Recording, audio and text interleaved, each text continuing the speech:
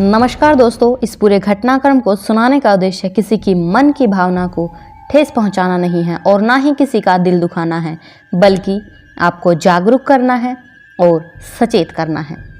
अभी जून के महीने में एक महिला गोवा पुलिस के पास जाती है और गोवा पुलिस को एक एप्लीकेशन देती है और फिर कहती है कि उसकी जान को खतरा है।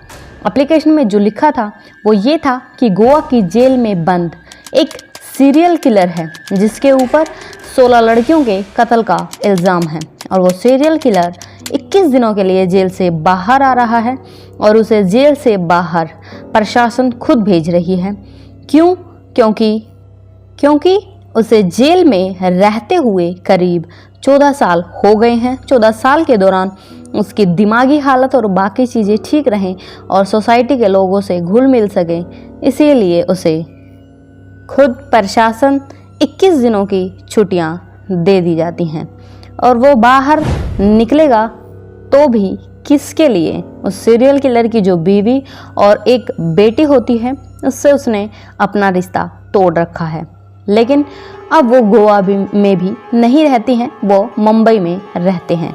तो छुट्टी इसीलिए दी जाती है ताकि वो समाज में सिर्फ घुल मिल सके और फिर कुछ दिनों के बाद वापस जेल में आ जाए।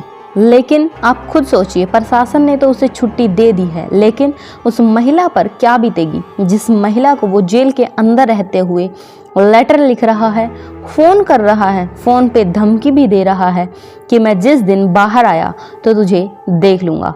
21 दिन उसके लिए ये क़यामत के दिन गुजरे और इसीलिए वो चाहती थी कि ये सीरियल किलर बाहर जेल से ना आए।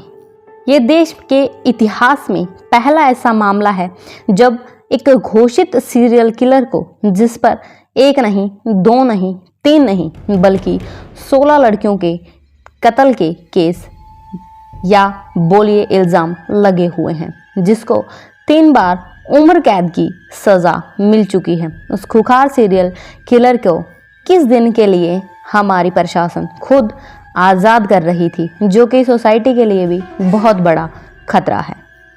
और जो सीरियल किलर है वो उस महिला को क्यों ऐसे प्रताड़ित कर रहा था, उसकी वजह ये थी कि वो उसी की वजह से पकड़ा गया और जेल के अंदर गया। अब आप खुद अंदाज़ा लगाइए, जेल के अंदर से जो फ़ोन करके धमकाता है, अब वो बाहर आ रहा है, उस महिला पर क्या बीतेगी, इस बात का अंदाज़ा हम सब लगा सकते हैं। और वैसे भी आज से पहले कोई भी सीरियल किलर इस तरह से बाहर नहीं छोड़ा गया। फरलो के नाम पर इस किलर को रिहाई दे दी जाती है, लेकिन एक्चुअली में फरलो क्या है जिसके ऊपर ये बाहर आ रहा है? फरलो एक ऐसा कानून है जिसमें उस कैदी को मिलती है ये फरलो जो कि उम्र कैद की सज़ा काट रहा है या फिर सज़ाए मौत, यानी कि जिसकी सज़ा बहुत ज़्यादा हो, उसे फरलो दे दी जाती है। और ये फरलो किसी भी रीज़न से या बिना रीज़न भी दे दी जाती है और उसके बाद बोला जाता है कि जाओ थोड़े दिन के लिए बाहर छुट्टियां मनाकर वापस जेल के अंदर आ जाओ।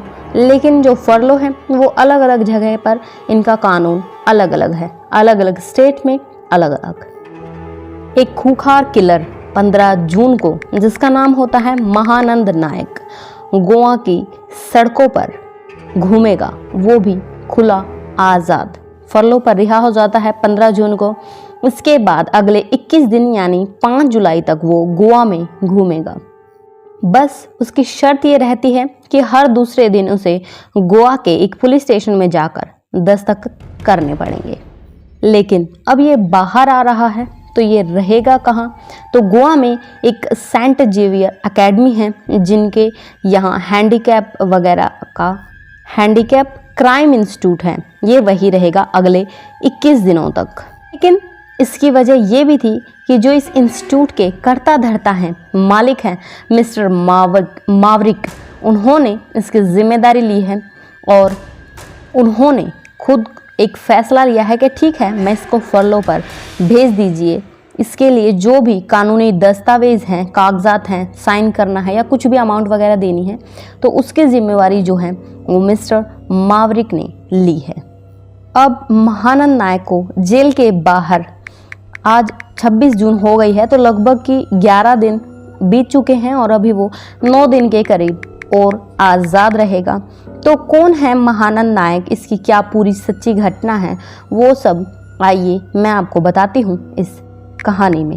महानंद नायक गोवा में कभी रिक्शा चलाया करता था। उसकी एक बीवी थी और 3 साल की एक बेटी हुआ करती थी। 1994 में महानंद नायक ने पहला कत्ल किया। इसके बाद साल बीतते गए और उसके कत्लों की संख्या बढ़ती गई। करीब 14 सालों तक 1994 से लेकर 2009 तक उसने एक के बाद एक लड़कियों के कत्ल कर दिए और पता भी नहीं चला।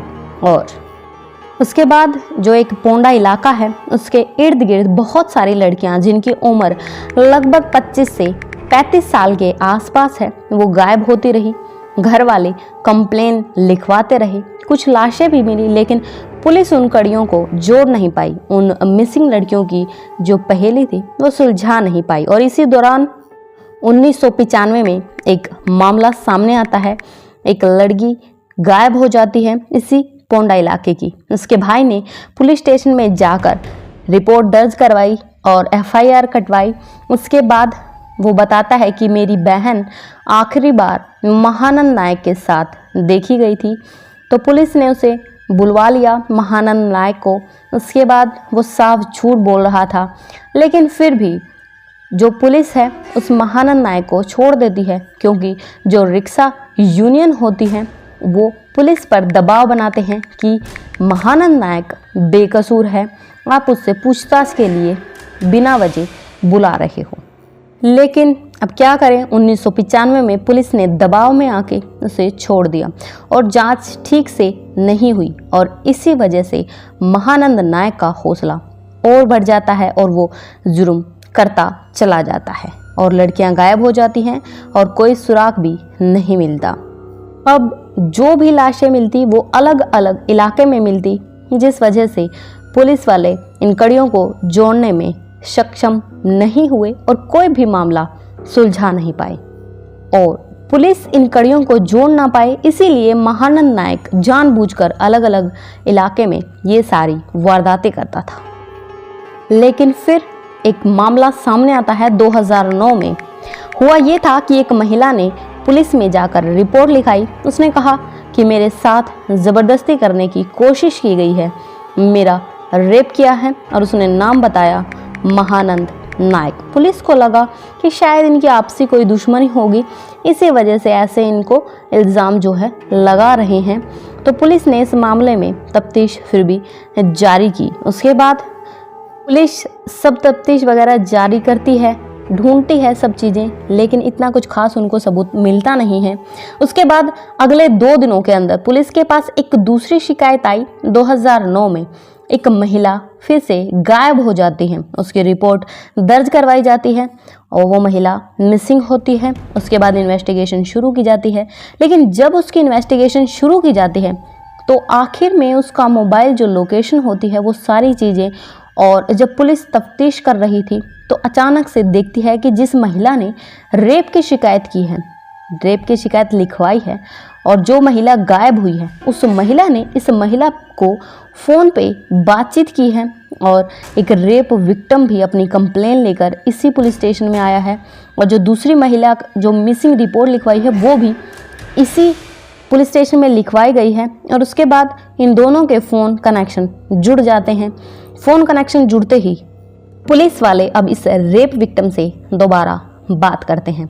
उसे बुलाया जाता है और पूछताछ की जाती है कि तुम इस नंबर को जानती हो? तो उसने कहा कि मेरा नंबर नहीं है, मैं इस महिला को नहीं जानती। और वो फिर कहती है शायद महानंद नायक जानता हो, जिसके खिलाफ मैंने कंप्लेन लिखवाई है, जिसने मेरा रेप किया है। अब पुलिस ने पहली बार जिसके कनेक्शन जुड़ रहे हैं, इसी तफ्तीश को लेकर महानंद नायक को बुलाया जाता है। अब महानंद नायक को बुलाया जाता है और उसके बाद महानंद नायक की जो वाइफ होती है उससे भी पूछताछ की जाती है। तो उसे पता नहीं चलता, उस जो महानंद नायक की वाइफ होती है उसे नहीं पता होता कि इस महिला के साथ क्या हुआ है, कब रेप हुआ है, उसे कुछ भी इसके बारे में अंदाज़ा नहीं होता है। लेकिन हाँ, वो उसकी सहेली होती है। अब उसके बाद पुलिस को इस महानंद नायक पर थोड़ा शक हो जाता है। उसके बाद महानंद नायक को जब पुरानी उसकी हिस्ट्री को खंगाला जाता है तो पता चलता है कि 1995 में एक महिला गायब हुई थी और उसके भाई ने कहा था कि उसने अपनी बहन को महानंद नायक के साथ देखा है। लेकिन तब भी पुलिस के पास उसके खिलाफ कोई अभी सबूत नहीं था। लेकिन कंप्लेन थी, शिकायत थी कि एक महिला का इसने रेप किया है और कनेक्शन जो है जुड़ जाता है। अब कनेक्शन जुड़ने के बाद पुलिस उस महानंद नायक से पूछताछ करती है, अपने तरीके से पूछताछ करती रहती है पहले। लेकिन जो महानंद नायक होता है वो इधर उधर की बातें करता रहता है। उसके बाद जब उसे लग जाता है कि पुलिस उसका पीछा नहीं छोड़ेगी, उसके बाद जो महानंद नायक होता है वो कबूल कर लेता है और अपनी सारी दास्तां सुनाता है। वो बताता है कि मैं गोवा में रिक्शा चला रहा था। सडनली अचानक से गोवा में रिक्शा चलाते चलाते उसका दिमाग खराब हो चुका था। उसे उसकी मानसिक हालत ठीक नहीं लग रही थी। उसके बाद जब भी वो किसी अकेली महिला को देखता या उसे दूसरी मंजिल तक पहुंचाता तो उसकी नीयत खराब होने लगी थी, जिस वजह से वो धीरे धीरे महिलाओं से बातचीत करता, उनका खास बन जाता और उसके नज़रों में बहुत अच्छा बन जाता। लेकिन उसके बाद ये टारगेट करता है सिर्फ जिनकी उम्र 25 से 35 के दरमियान होती थी, उन्हीं को ये अपना टारगेट बनाता था, उन्हें भरोसा दिलाता था। उसके बाद ये फ़ोन पर बातचीत शुरू कर देता और हमेशा अपना गलत नाम बताता। ये किसी महिला से कैसे मिलता, किसी से दूसरे तरीके से मिलता, किसी से मंदिर में मिलता, मंदिर में भी बहुत सारी लड़कियां आती थी। उसके बाद ये बातचीत करते करते अपनी शादी के बारे में कभी भी किसी को कुछ नहीं बताता, अपने बारे में बहुत ज़्यादा किसी को कुछ नहीं बताता। उसके बाद इन सब का भरोसा जीतने के बाद बोलता है कि हम दोनों शादी कर लेंगे। अब लड़की भी देखती है कि ठीक ठाक लड़का है, अच्छा कमाता है, और फिर उसके बाद ये झांसे में आ जाती हैं। कुछ दिनों के मुलाकात के बाद उन लड़कियों को पूरी तरह से अपने चंगुल में फंसा लेता और फिर एक रोज़ मौका देखता है और बोलता है, मुझ पर जो घर वाले हैं वो शादी का दबाव डाल रहे हैं और मैं तुम्हारे अलावा किसी से शादी नहीं करना चाहता। लेकिन हमारे जो घर वाले हैं वो थोड़े पुराने ख्यालात के हैं और वो रीति रिवाज के अनुसार ही शादी करेंगे। उन्हीं के आशीर्वाद से मैं भी शादी करना चाहता हूँ। तो बोलता है कि तुम हमारे घर वालों से मिलो। उसके बाद लड़की भी सोचती है कि चलो ठीक है, अच्छी बात है। वो सहमति दिखाती हुई बोलती है कि ठीक है, मुझे भी कोई ऑब्जेक्शन नहीं है घर वालों से बात करने के लिए। उसके बाद वो कोई प्लान बनाता है और बोलता है कि चलो कोई बात नहीं, मैं घर वालों को मनाता हूँ और तुम्हें एक दिन मिलने के लिए डेट फिक्स कर देता हूँ। उसके बाद वो डेट फिक्स कर देता है, उसके हिसाब से सब हो जाता है। उसके बाद वो बोलता है कि तुम अच्छे से सज धज कर आना, पूरा श्रृंगार करके आना, दुल्हन की तरह बन कर आना, और जितने भी गहने हैं तुम्हारे पास वो सब पर पहन कर आना। जो भी रस्में हैं हमारे घर के हिसाब से लगेंगी तो घर वाले भी तुम्हें बोलेंगे कि हाँ संस्कारी लड़की है, तो वो भी खुश हो जाएंगे और उसके बाद हमें अच्छे से आशीर्वाद दे देंगे। अब लड़की उसके कहने पर उसी तारीख को चुपचाप घर से निकल जाती है। घर से सारे कपड़े गहने लेकर निकलती हैं। उसके बाद वो महानंद नायक के साथ निकल जाती है। उसके बाद जब वो किसी सुनसान जगह पर ले जाता, उसे बोलता कि तुम तैयार हो जाओ। अब उसके साथ वो जो कुछ करता वो आपको भी जाहिर है पता ही होगा। उसके बाद वो जो लड़की होती है, चाहे वो सूट पहने हो या साड़ी, अगर वो सूट पहनी है तो उसके जो दुपट्टा होता है उससे उसका गला घोंटकर उसकी हत्या कर देता, और अगर साड़ी पहनी होती तो उसके पल्लू से उसका गला घोंटकर हत्या कर देता।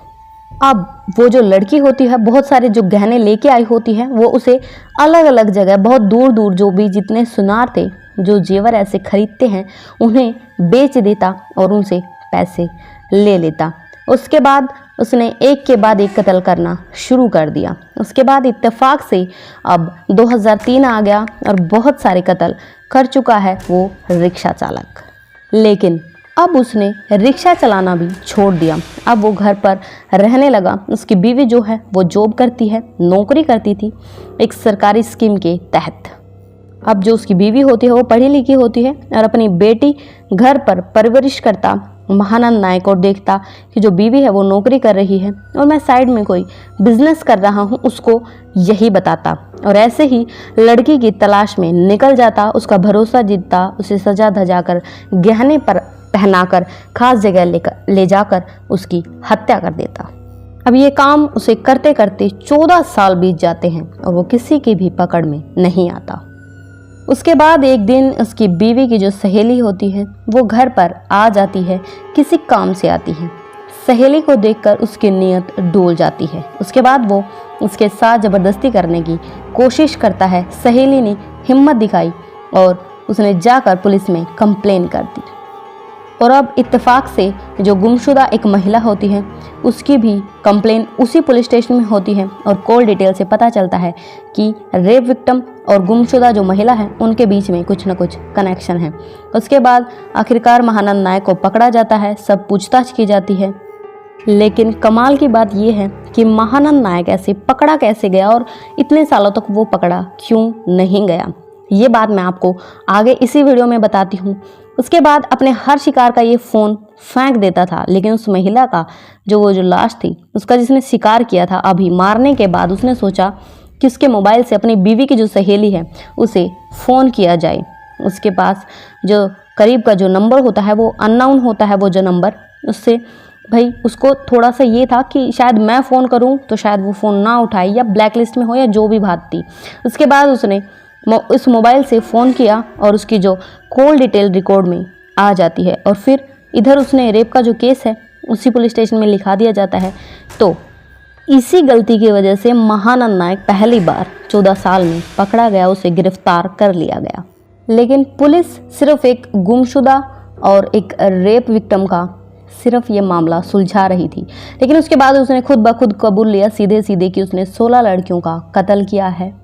वो गिनतियां भी शायद भूल रहा था। उसने 14 साल में याद भी नहीं था कि उसने 30 कत्ल किए हैं, 50 किए हैं या कितने किए हैं, लेकिन 16 जो लड़कियां हैं उनकी कत्ल की इसी वजह से लग पाया क्योंकि जो ये मामला है पुलिस ने CID को जांच के लिए दे दिया था, जिसी वजह से इसके जो ये इतने मामले हैं सामने आ पाए।